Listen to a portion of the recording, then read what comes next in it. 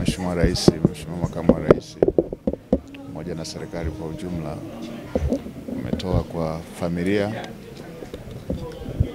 ndugu, jamaa na wananchi wa Peramiho kwa msiba huu mzito. Mheshimiwa Jenista tumefanya naye kazi kama mbunge na kama mawaziri. Ni mtu aliyekuwa na jitihada kubwa sana za kuhakikisha kazi ambayo amepewa inakuwa na matokeo. Kwa kipindi alikuwa mnadhimu mkuu wa serikali bungeni, na ndio nikiwa waziri wa fedha. Mambo mengi yanayohusu sekta ya fedha yalikuwa yanahitaji uratibu wa mnadhimu mkuu wa serikali bungeni, Chief Whip, na yeye alifanya kazi hiyo kwa umahiri mkubwa sana. Ni mtu aliyekuwa anataka mara zote kuona anatimiza wajibu kikamilifu na kupata matokeo ya kazi anayofanya. Tumeshtushwa sana na tukio hili la msiba, kwa sababu ni majuzi tu hivi tulikuwa wote bungeni na hakuwa analalamika jambo lolote linalohusiana na masuala ya kiafya. Kwa hiyo tunamwachia Mungu. Yeye alitoa na sasa ametoa, jina lake lihimidiwe. Asante. Mimi naitwa Dr. Tia Ntara. Mimi nimefiwa, na nimefiwa kweli, kwa sababu Jenista Mhagama kwanza ni mbunge wa jimbo ninalotoka mimi. Tunatoka wote Peramiho. Alafu isitoshe tuna undugu kwa upande wa mama. Kwa hiyo yani msiba wake umenishtua sana. Hata hivyo ni mbunge ambaye tunatoka jimbo moja, na pia alikuwa ananisaidia sana katika mambo ambayo namshauri, na hasa swala la wagonjwa. Sisi ametusaidia sana. Wananchi waliokuwa wanaumwa wakitoka Peramiho, yani ukimwambia tu anashughulikia mara moja. Kwa hiyo kwa kweli sina la kusema zaidi ya kusema mapenzi ya Mungu yatimizwe, lakini tumeumizwa mno. Na mara mwisho kukutana na Jenista Mhagama ama kuwasiliana ilikuwa ni lini? Mara mwisho kuwasiliana ilikuwa kipindi hiki cha kampeni. Kipindi cha kampeni ilikuwa mwezi gani ule? Mwezi wa 8. Tulikutana tukaongea vizuri tu. Anakumbuka alikuwa ananitia moyo, anasema dada, wewe najua ni mbunge, unawakilisha vyuo vikuu na unafanya vizuri sana, na sina wasiwasi na wewe. Najua tu kwamba jina lako litateuliwa na utakuwa mbunge.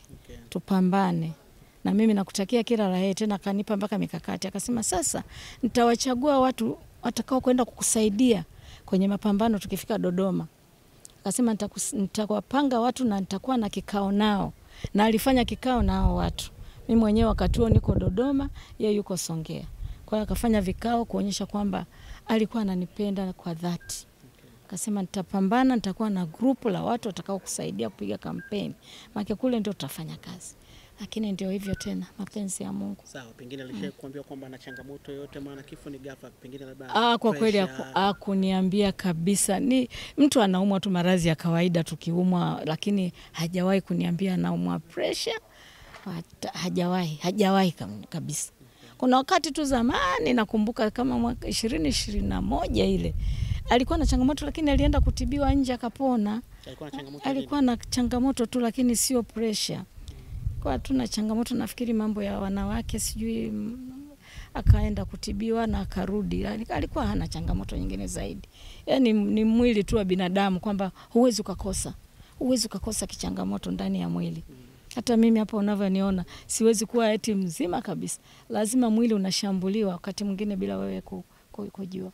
Pole sana. Asante sana. Na ni kitu gani pengine mwisho kabisa unaweza kukumbuka wakati ulipokuwa na Jenista Mhagama? Yani unahisi utakivisi sana. Mimi nakumbuka kwa mfano, mimi si nilikuwa mwakilishi wa vyuo. Na nilikuwa alipokuwa wizara hii ya afya, jambo ambalo nakumbuka nilimwambia, nikamwambia hakikisha hospitali ya Benjamin inakuwa hospitali ya kitaifa, ili tuwe na hospitali 2 za kitaifa. Hakikisha tunakuwa, kwa kizungu nasema national hospital. Ndio nilikuwa namsisitizia. Naambia kuwe na national hospital, itakupa nani? Itakuwa utaacha legacy. Kuna miradi mikubwa sana pale ya figo. Hebu hakikisha kabisa, pambana, peleka facilities zote pale. Kwa sababu sasa viongozi wengi wa kimataifa na nje ya nchi na ndani ya nchi wanatibiwa nani pale Benjamin. Kwa hiyo wewe hakikisha ile sasa inapanda daraja. Na alisema hilo napambana, na tuko kwenye process, na nafikiri hivi ninavyosema litakuwa limefikia labda robo 3. Hilo ndio jambo kubwa ambalo mimi nilikuwa namwambia.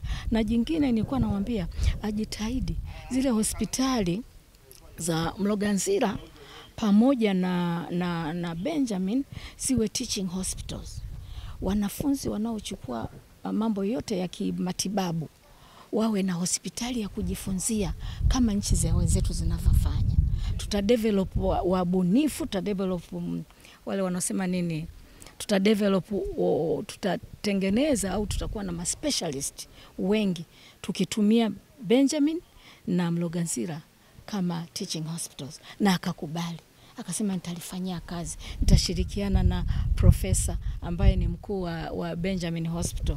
Nitashirikiana naye tuone tunafika wapi. Kwa haya ni mambo mawili ambayo mimi naona aliyapokea vizuri kabisa. Asante sana. Asante sana.